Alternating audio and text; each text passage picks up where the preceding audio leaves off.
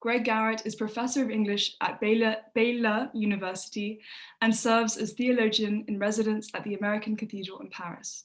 He is the author of over 24 books that explore narrative, racism, politics, faith, and popular culture, among many other topics. Greg will be in conversation with Rowan Williams, who served as the 104th Archbishop of Canterbury and is a towering intellectual and moral figure in Britain today. He too has published over 24 books on faith, politics, literature, language, and ethics, among, again, other subjects. Lord Williams recently retired as Master of Magdalen College at Cambridge University. Greg and Rowan, thank you so much for being here this evening. It's such a pleasure to have you at the library. Alice, thank you so much. It is such a joy to be here and to welcome friends from the American Cathedral in Paris, the American Library, the American Church, and I see from all over the world. It is just a joy to be able to enter into some conversation about some things that really matter.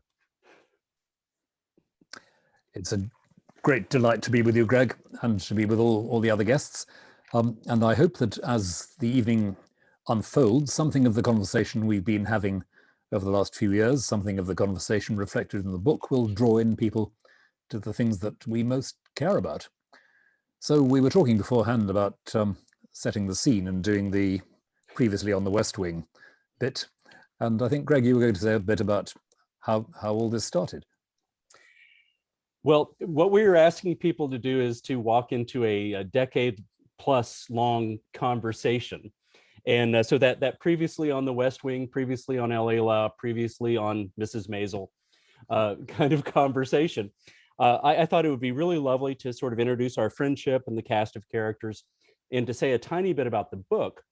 And so I will speak very quickly to that, and you can add some things to it as well. But our friendship initially originated as pen pals.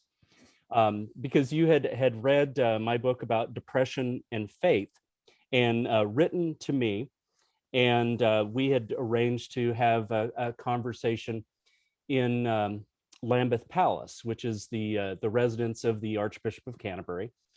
And in that early conversation, we sort of set some really important ground rules for our friendship, which was largely that although you were the Archbishop of Canterbury and responsible for this incredible number of Christians around the world, we really did not talk about what we called the day job. But we talked about books, and we talked about pop culture, and we talked about Shakespeare, and we talked about our families. And although there was, I'm sure, some congruence there was this very strong sense that our friendship was not about you're being the Archbishop of Canterbury, but you're being a writer and thinker and just a genuinely good human being. And so in terms of the cast of characters, we were talking earlier about our children. So Pip and Rhiannon on your part, and Chandler and my girls Lily and Sophie on my part, your wife Jane, that sounds like the Jetsons, his wife Jane, and my wife Jeannie. And the sort of occasion for our coming together tonight is that a couple of years ago we did an 8-hour set of conversations which were gathered into a book called In Conversation. And on the one hand, it's not at all interesting because that is all we ever do. We don't watch football. We don't, hang out in the pub. We come together when we come together and talk. But what I've been told over and over again by folks is that they would love to be a fly on the wall and hear us talking about Shakespeare and politics and spiritual practice and what it is that real conversation engenders for us. And I think the thing that I would want to close on is that in your afterword to our book, you made a statement about how real conversation reminds us what we didn't know until it happened. like I didn't realize I knew this until we talked about it, which has been my occasion. Like it's been my experience over and over again on these occasions. No, I think that really is the heart of it, Greg. We talk so as to discover, and not just to discover the other person, but to discover what we think.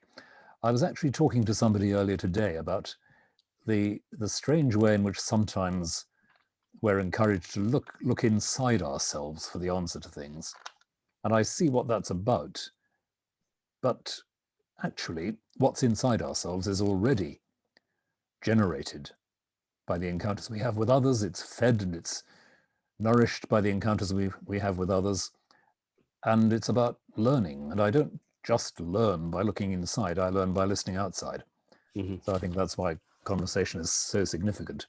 And just to fill out what you were saying about the background to all this, I guess that one of the things which I've often said to clergy, and which I've said to myself quite a lot in the jobs I've done, is it's important, if you've got a sort of public ministry or public profile of any kind, it's important that your humanity stays focused somewhere, and that what actually helps you to stay more human is vital. Mm-hmm. It's not irrelevant to how you do the rest of the work. And so I guess making sure that there are friends to talk to becomes a real vocational issue if you're in any of those positions where you're out there in the public eye, making sure you've got friends to talk to listen to you. So that's a bit of the hinterland there, I think. And it certainly helped that for both of us, we were people for whom, let's say, the life of the imagination was absolutely vital to thinking about big issues, moral or religious. And I don't know if you'd put it like this, but I certainly feel that one of the things that most alienates people from the world of religious discourse very often is when people have the impression that it's somehow cut off from the life of the imagination. Yeah, I think that's beautifully put. And I'm sure we are going to come back to that, because over and over again over the years we've talked about the last Shakespeare play that you've been to, and what we're reading and what we're watching. But I think what I'd like to lean into next is the situation where we were when we last talked for the book and where we are now. So, in that time, we were talking about the Trump presidency. We were talking about Brexit, racism, and issues around immigration. And of course, since then, Brexit has sort of moved forward. And in the States, we have had this election, which has been regarded as, by some people, a false election with invalid results. And I don't remember if I had emailed you about this, but I was working on my next book on race on the day when this mob invaded the American Capitol and waved the Confederate flag. And so I am wondering where we are, where you are, in terms of all of these incredibly fraught political issues. What you're thinking about, what you're lamenting, and what you're hoping. I was actually looking at some of what we'd been saying towards the end of the book around those issues and thinking, well, we weren't wrong about how difficult it was going to be. And also noting the remarks we exchanged on how the tone, the culture of politics is becoming more and more of a zero-sum game. That we're coming to feel that our opponents in political argument are not just wrong, they're wicked. And, that the arguments we have about public policy are always primary moral arguments where there's absolute light and dark contending. And that's not a particularly good place for democracies to get to, because democracies, I think, are cultures which are able to cope with continuing argument, with moral seriousness about minorities, with the hard work that takes time to build things that most people can own and sign up for. And I just feel we're losing that sense of the need to take time to labor over our common good. And it's interesting, I've picked up a number of books recently, a number of essays and articles saying there is something generally in the world at the moment which suggests it's time we reset the default settings on our understandings of politics, that we've drifted now to a very feverish, a very polarized, a very short-term sense of how we behave in public. And the real challenge, the real moral challenge, is how we get through that and how we focus on what are the actual life and death issues. And if the pandemic of the last 12 months has done anything, I would say it has really underlined for, I don't know, the majority of people in this country, certainly, a sense that collaboration, an international vision, a certain degree of respect and understanding of the day-to-day hard work of individuals on the front line, that all of that needs a bit more emphasis in our political rhetoric. We need to get away from the theatrics. I think one of the things that's grown out of this last year, and I hope to talk more about this, because this has been the strangest, hardest, but there are also some moments of grace that emerge from this. In the States, as we look over the last year, we're looking at the pandemic, we're looking at Black Lives Matter, and the death of George Floyd, the murder of George Floyd. And this very, very strange moment in American life when we have been forced to sit still, which is not a thing that Americans do particularly well. I have been having a bunch of conversations, and we're talking conversation here, with white church congregations, with white organizations, with people who have watched the George Floyd video and who cannot unsee it. And I'm thinking about something that you said in the talk that you gave at Oxford a couple of months ago that I sort of walked in on while I was riding in the mountains. I don't know if you saw me. Yes. I was just like this tiny little, postage stamp in the listening audience. But you talked about how you can be exposed to something, and actually let me pull this up, because you were talking about tradition and traditionalism. And as I look at politics in America right now, particularly at the continuing influence of Donald Trump, you had said that tradition is what you don't have to think about.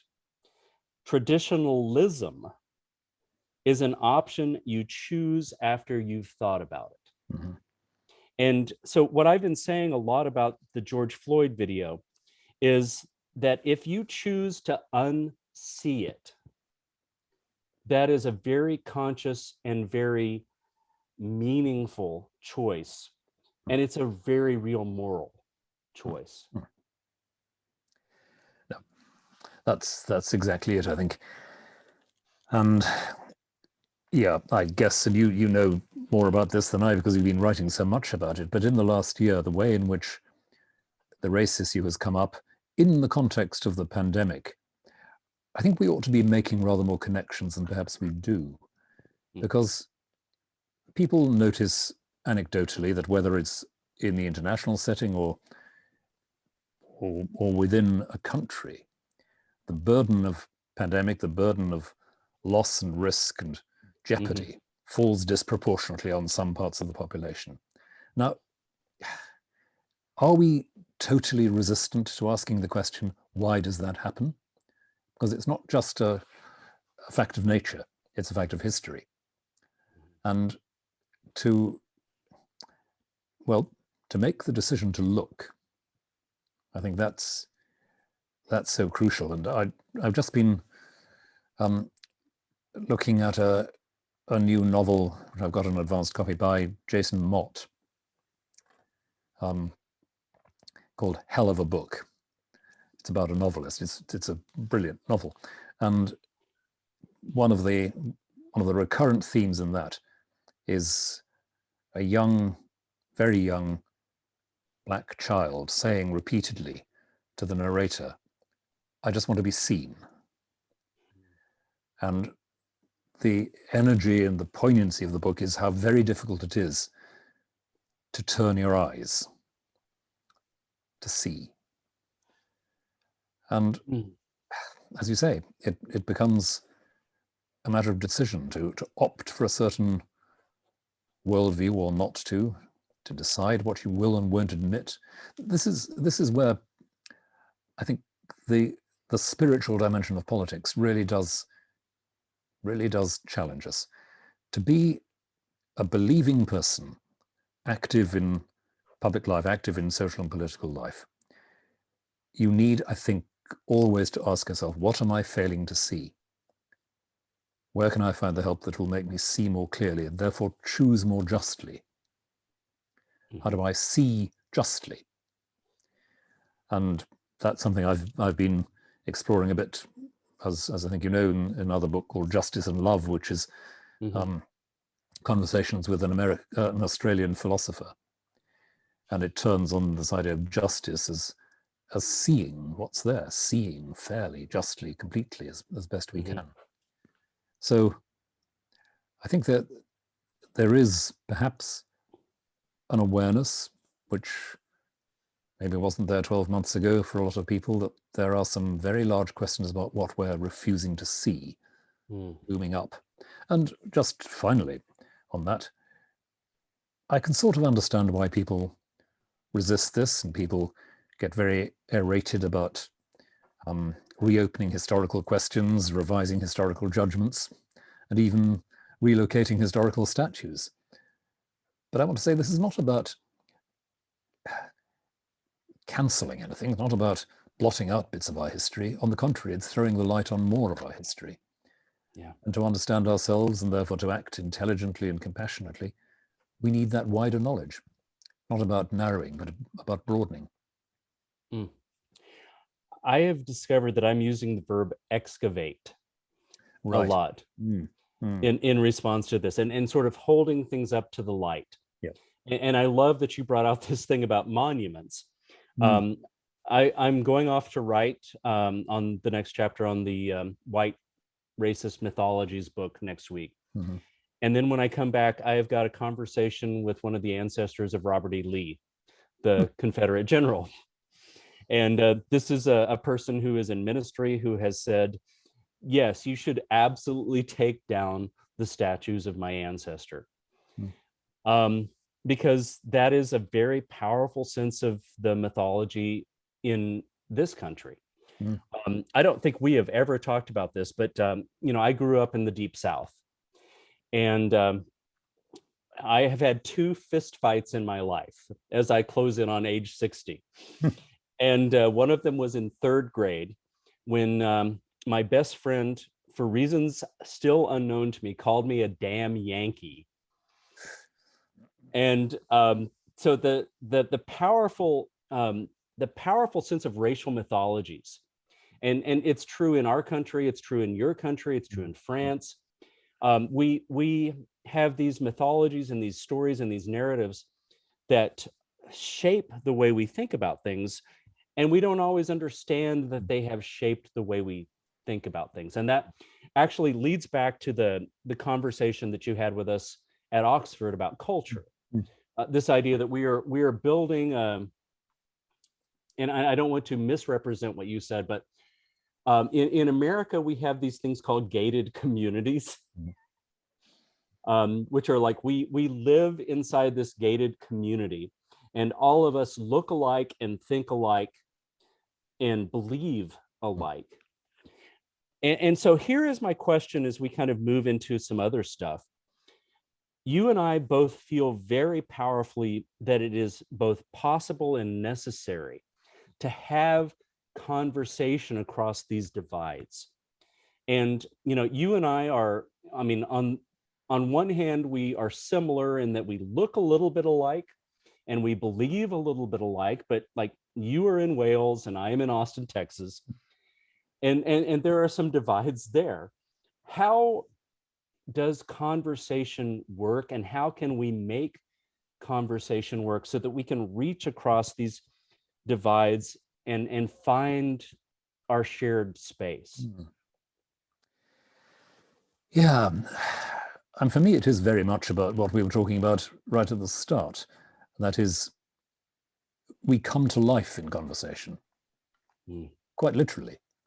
You know, we are spoken to when we're children. We join an existing stream of exchange and growth and learning. And we can only do that by absorbing, by listening, gathering into ourselves the resources and the freedom then to contribute to that ongoing stream. But that's something which quite a lot in our culture pushes against, because we're often sold the idea that the ideal trajectory for a human life is we start as a dependent child and we become an independent adult. And that means that we're shedding lots of stuff about absorbing, listening, interacting, as if the ideal position were one where we were blazing a solitary trail, where we had discovered our own internal compass and that was it. But what if we continued all through our lives to be learners? What if we continued in some way to be strangers to ourselves all through our lives, needing always to have some external light thrown on who we are, finding out who we are in that moment of interaction? So, you know, I'm not saying, because I'm not a ridiculous idealist here, I hope, I'm not saying that you can have deep, meaningful conversations that have absolutely everybody, however deep the divisions are. Sometimes there are the verbal equivalents of fist fights, and you realize you're not going to get through this without an open conflict. Okay, but those are moments you have to get through and get past. Getting back to that sense of, well, I don't really know myself yet, so let's keep listening, let's keep inviting, so that I can learn better who I am, where I come from. And that means, in the context of the sort of racial tensions we've been talking about, that means surely looking at what's made us the people we are, people like you and me who are male, white, and fairly privileged. Not to say, oh, I ought to feel guilty about all that, but just to say, I've grown into this, we've grown into this, this is where we are, this is how it happened. And to be able to engage intelligently from that point on means I've learned how I've learned. I've learned about how I came to be like this.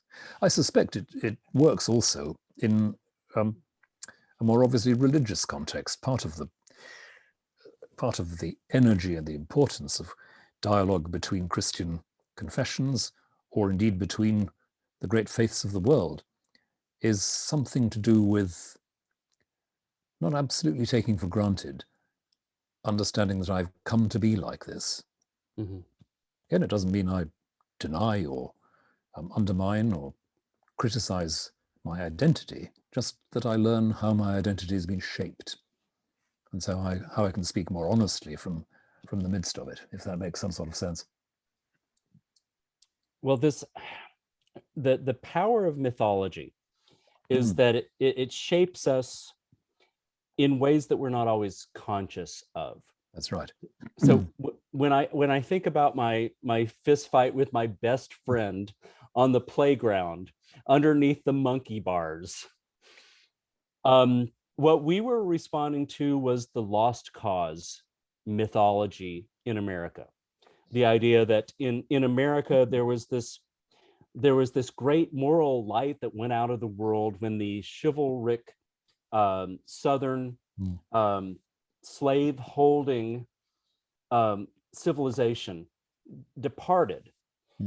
And you know, it has taken me all of these years to come to grips with that. And I had an experience a couple of years ago, and this is not a comfortable thing, but like I had this experience on stage at Washington National Cathedral, where, as I think you know, we've been doing a series of films on race and justice. And I think of myself as a fairly, and this is the derogatory term used by the right in America right now, woke person, a person trying to do the right thing in terms of race and justice, a person trying to confront the history that I emerge from. But we had shown Spike Lee's Do the Right Thing. And no spoilers, but the movie is over 30 years old. And people, if you have not watched it yet, then you should have already watched it. And the end of this film is this institutional police violence against a young Black man. And so I've been showing this film in different settings for over 30 years. And so we watched it that night in the nave of Washington National Cathedral, which is an amazing experience, you know, in that sort of sacred space to say, we're gonna gather all of these things together. And that's been one of my amazing experiences from the last few years, showing a bunch of really challenging movies in what we would think of as sacred space. And after the movie, I was part of a panel, and I was the lone person who looks like us. And our moderator that night was Corva Coleman, who is a newscaster for our national public radio.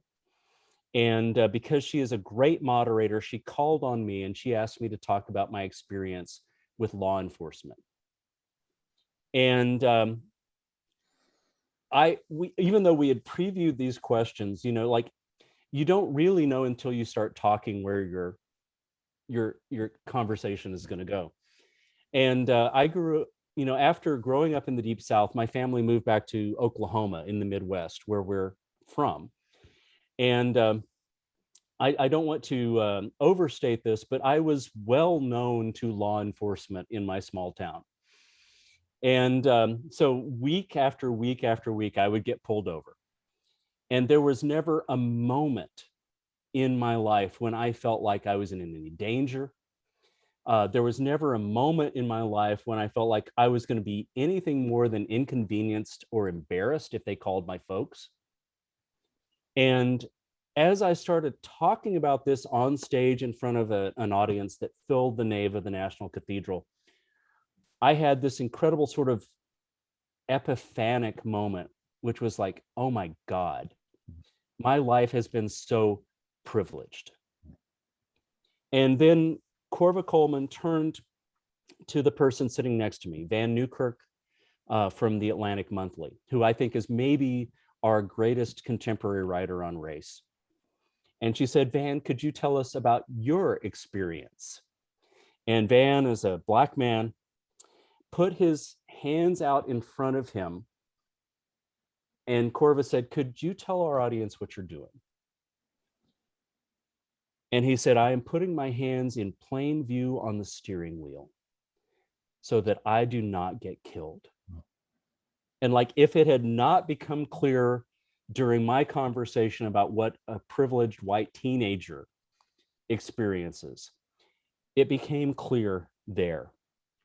And so one of the things I love, and we have talked about this over and over again, the power of story to communicate the biggest things about faith, about politics, about race, about whatever. Like, I have never gotten over that moment. I tell this story over and over again. And actually, there are some people I see in their tiny postage stamps who have heard me tell this story before. But that was a transformational moment for me, where story made it possible for us to leap across that divide. Mm.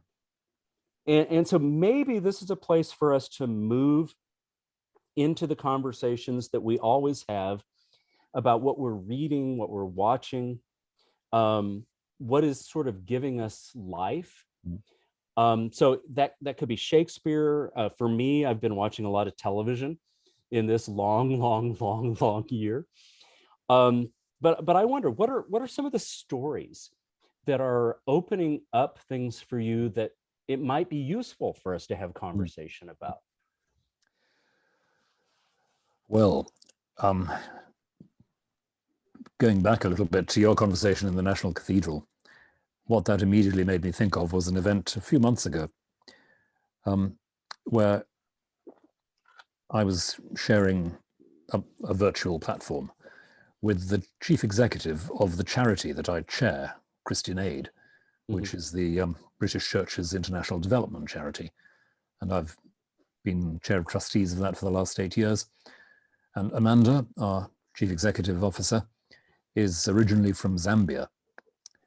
And very, very powerful, very moving speaker, a very profoundly intelligent person.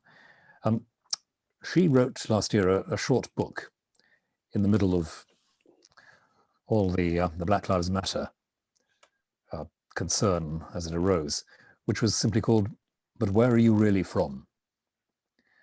Because she was writing about the experience of living in this country and repeatedly being asked, "Where are you from?" Not in a friendly way. You know, you don't look as if you belong here. Where do you really come from?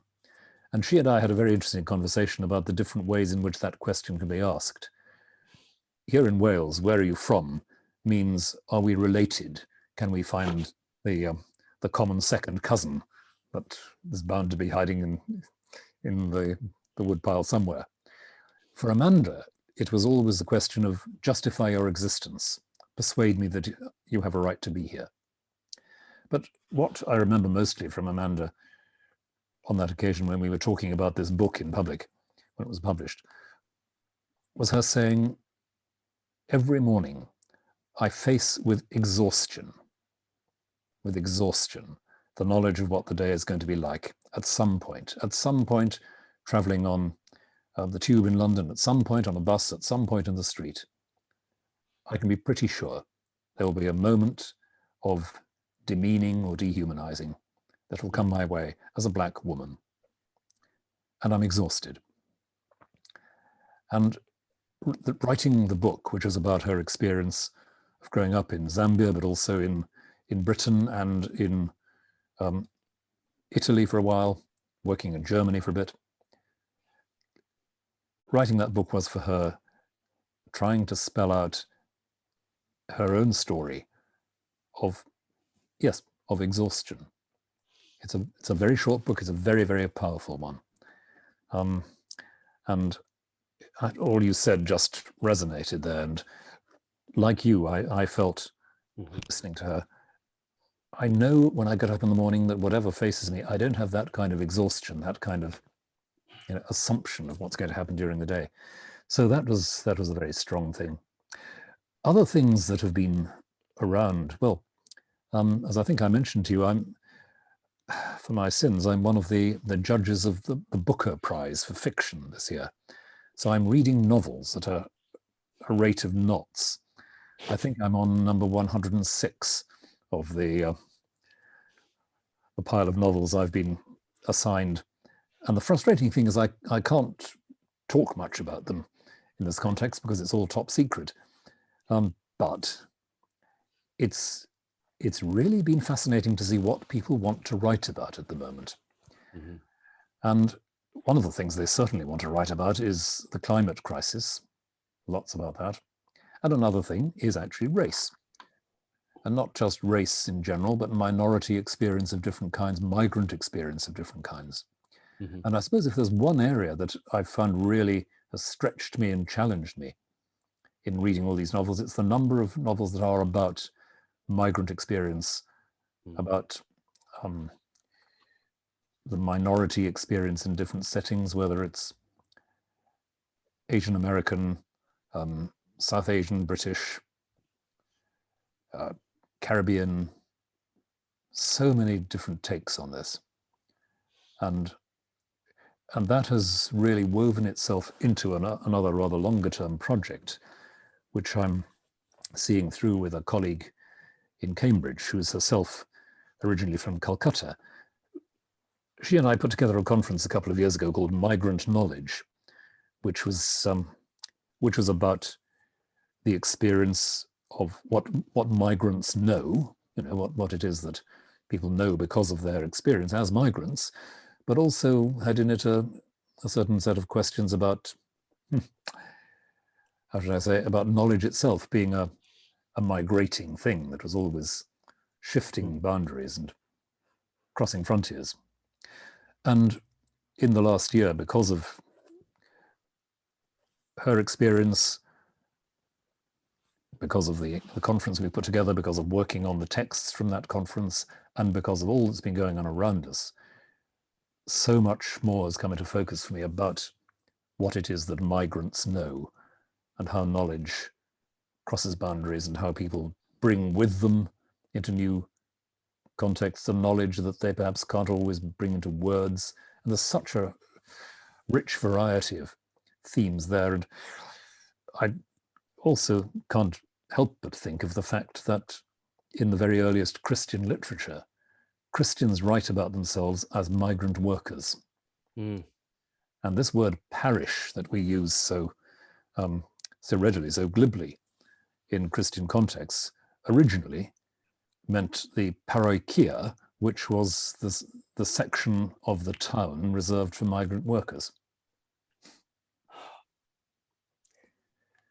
So there ought to be something in our own self-awareness as Christians which could be deeply illuminated and enriched by thinking about migrant knowledge. Well, I think this experience of reading all these books for the Booker is this, like, I am working a lot with a sociologist at this moment who does a lot of polling. But it feels to me like, in a very real sort of literary sense, you're polling the creative, impetus to sort of find out what kinds of stories that people are telling. My own particular thing over this last year, and I talked with your son Pip a little bit about this. There are two particular kinds of pieces of culture storytelling that have been really powerful for me. One of them is the Apple TV series Ted Lasso, which is about an American football coach who is invited to come to become a British football coach. And I do not know how well this translates in the UK, but I will simply say that, we were talking earlier about some of the brittleness and tensions and just unniceness that has become a part of the discourse, I think, in both of our countries. And there was a moment when we were watching an episode of Ted Lasso, and I turned to my son Chandler and I said, "This is very Jesus-y." The sort of prime idea behind Ted Lasso is that the owner of this football club in England brought this American hick over to coach a sport that he does not understand at all, with the idea that he will destroy the team which is beloved by her ex-husband. And I mean, we know this from the very beginning. And toward the end of the first season, Ted Lasso, with his ongoing niceness, his willingness to engage people where they are, to treat them with what my wife Jeannie has called grace. I remember one night after watching an episode of Ted Lasso, I was trying to fall asleep, and Jeannie said to the ceiling, but mostly to me, "I think it's about grace." There's this scene in which the owner comes to Ted and confesses to him, "This is what I did, and I feel horrible about it, and I know you will hate me for it." And he sits there for about 4 seconds and he says, "I forgive you."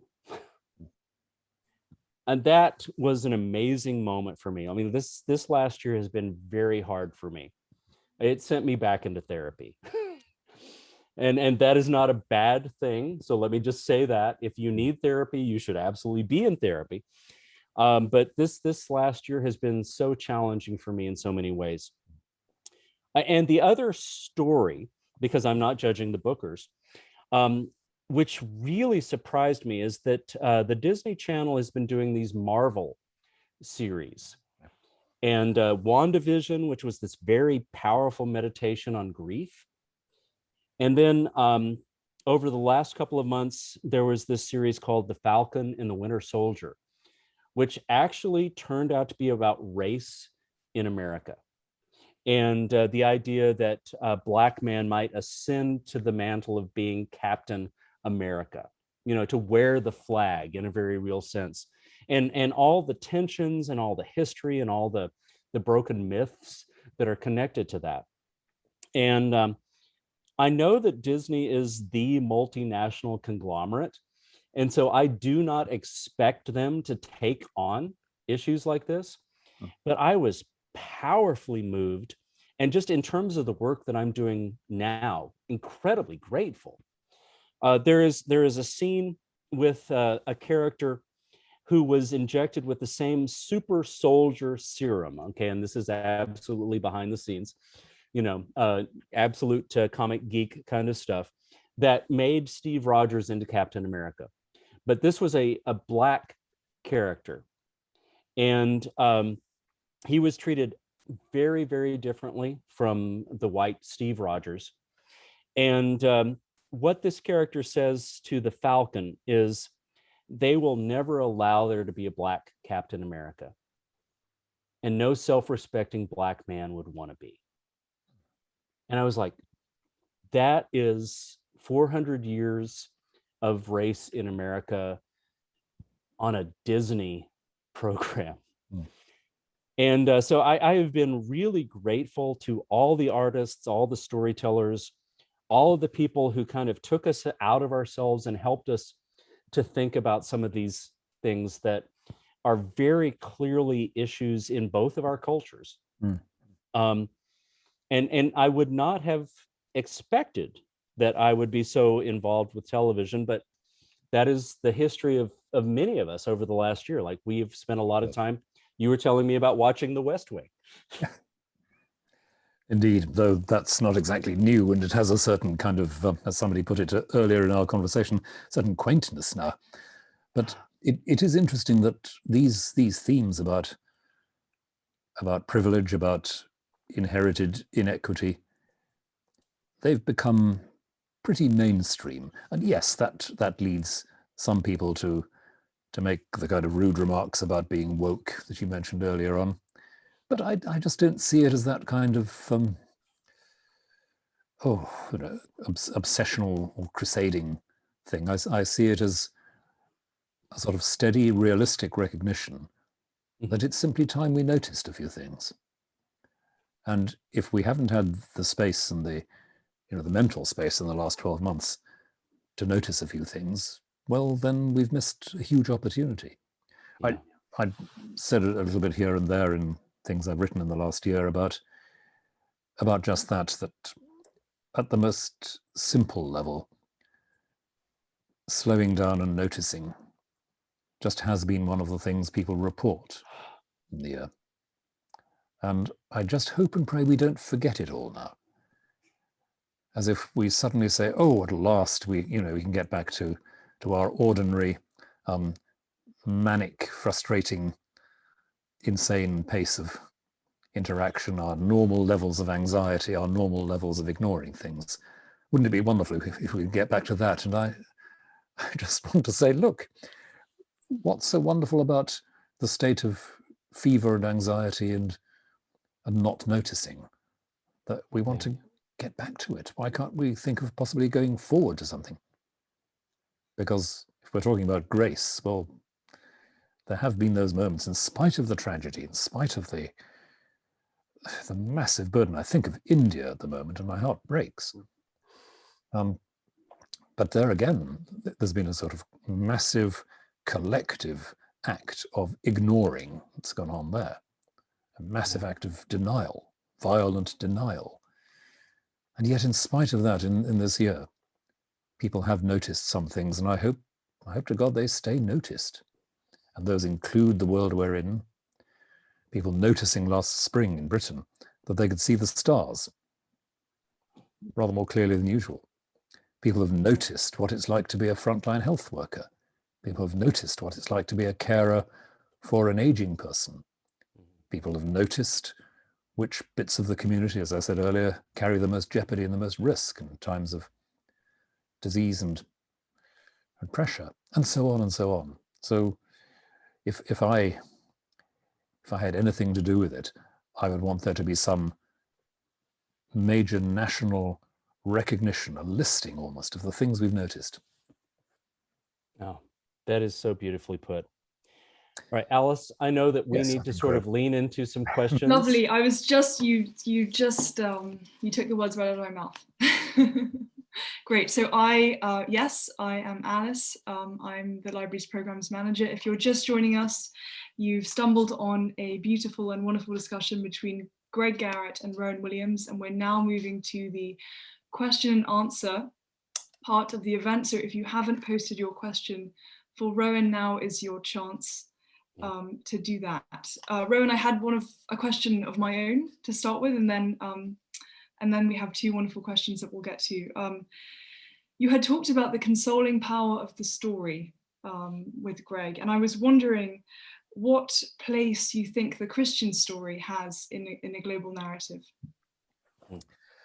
Well, as a Christian, I can only say that the Christian story is capacious, it's hospitable enough for all the significant human stories to flow into it like streams into a river. It's not a matter of, this is our story and it's better than all the others, but it's the claim of faith, I suppose, that this is a story that can, at the end of the day, can cope with all the others and all their complexity. And it's a story of the rooting of all reality in a completely causeless act of love and gift. It's the story of a faithful love and gift, which doesn't give up when failure arises. It's a story of utter, unprotected loving, which carries the cost of rejection and doesn't turn it into resentment. And the story of a promise that therefore applies equally to every single imaginable human subject and binds them together in interdependence. I think that's a pretty good story, and I would want to see it as a story that can, as I say, carry all those diverse human stories we tell. Yeah, and a fantastic answer. Jodie, and this is going to feel slightly ping ball because we'll just ping between these questions, but Jodie had asked earlier if you had any suggestions for how to help people to see what they have previously been unwilling to see. And actually, I would like to kind of tack on a question to this notion of seeing. How do you think that the presence of screens this year because of COVID complicates seeing? I'd love to hear Greg on this as well, so I'll be brief. I'm not too worried about screens, actually. Of course, I miss the physical contact, but I do find that, when we're on screen, it is us. It is the physical self. It's not an avatar. It's not a caricature or a cartoon. And we've learned perhaps to read and relate, to listen and look in new ways. We've learned to attend to people and to hear their tones of voice and develop a culture, if you like, around on-screen interactions. It's not all loss and it's not all rubbish. It's not nothing. Obviously, I'd much rather be in Paris in person this evening for many reasons, but this is not nothing, and there's grace there as well.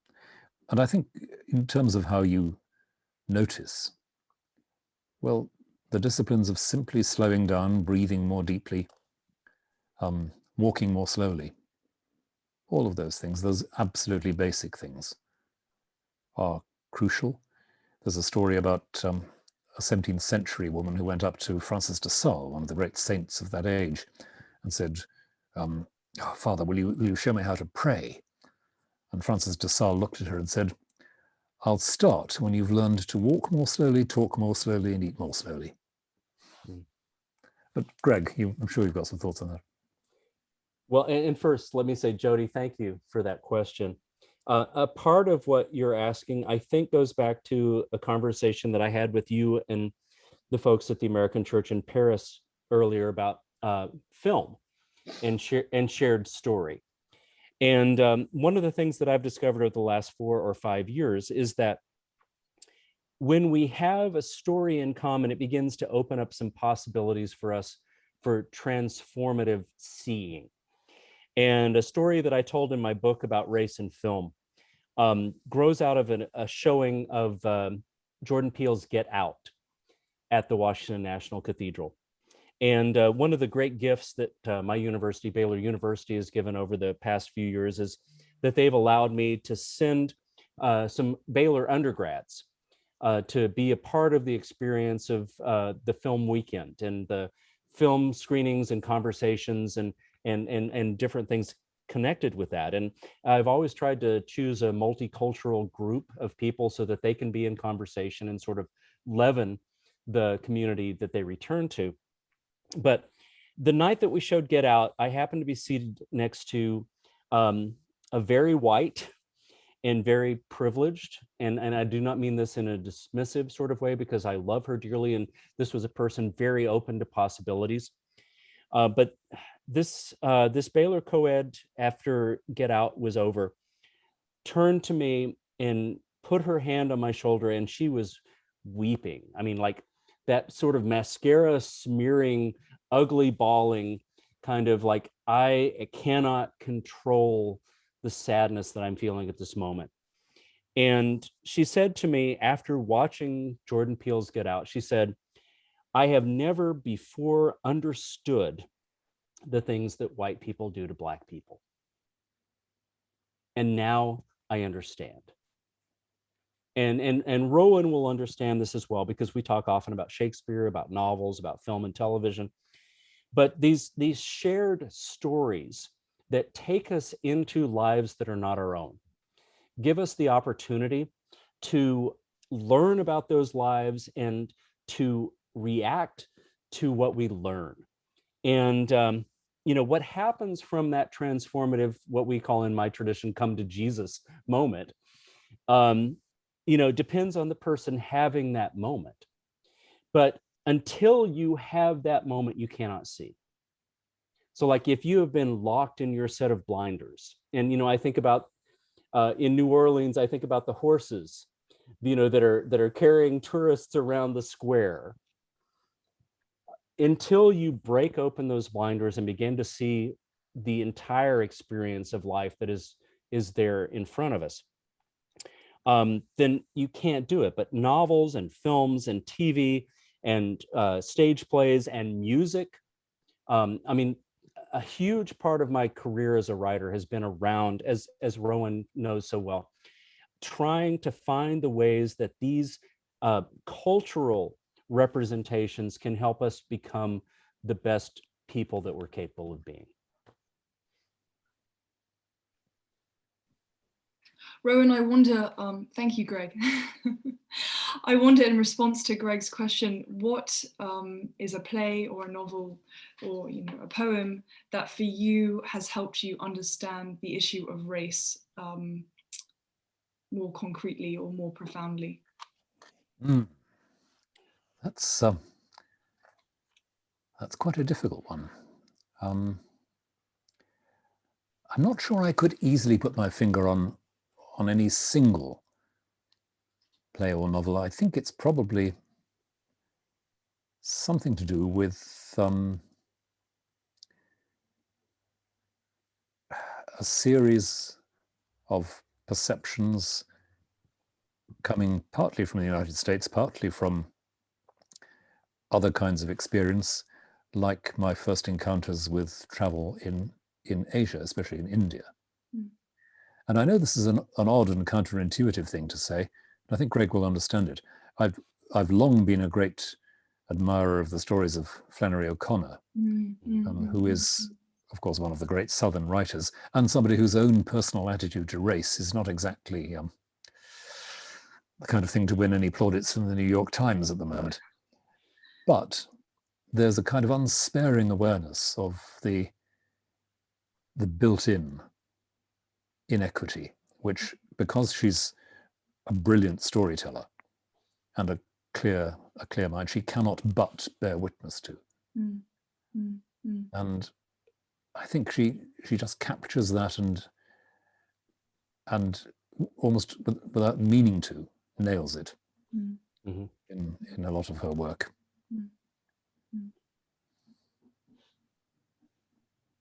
Greg, what about you? Well, Flannery O'Connor would be up there for me. But over the course of my career at Baylor, it has been very important that I lean into the stories told by people of color. And so I'm thinking about filmmakers like Spike Lee and Jordan Peele. And I'm also thinking about a novel that I've been teaching for 30 years by the Louisiana writer Ernest Gaines called A Lesson Before Dying. And it is a short and like linguistically very simple book, but it is also one of the most powerful and profound stories that I know about race and injustice in America. And so, like, if I had to pick one novel that I was going to teach forever, it would be Ernest Gaines' A Lesson Before Dying. I have had so many people of color who have said, this is my story, and so many white students who have had that same experience as my student at the National Cathedral say, I can't not see now what I've been exposed to because of this novel. I suppose just before we move on, I should also say, having now thought of a film, that probably Cry Freedom, the film about Steve Biko and Donald Woods from over 20 years ago now, that, as it happened, dovetailed with my own first-hand exposure to South Africa in the old days, where my wife and I briefly worked for the church in the apartheid era. And that was certainly a life-transforming experience. And the film captured some of what we'd seen, some of what we'd shared. And I guess the experience, not so much of fiction, but of first-hand accounts of people who'd worked with and known Steve Biko and people like that, and who'd written about it, people from the African community. That would be probably as near a Damascus Road as I've been through there.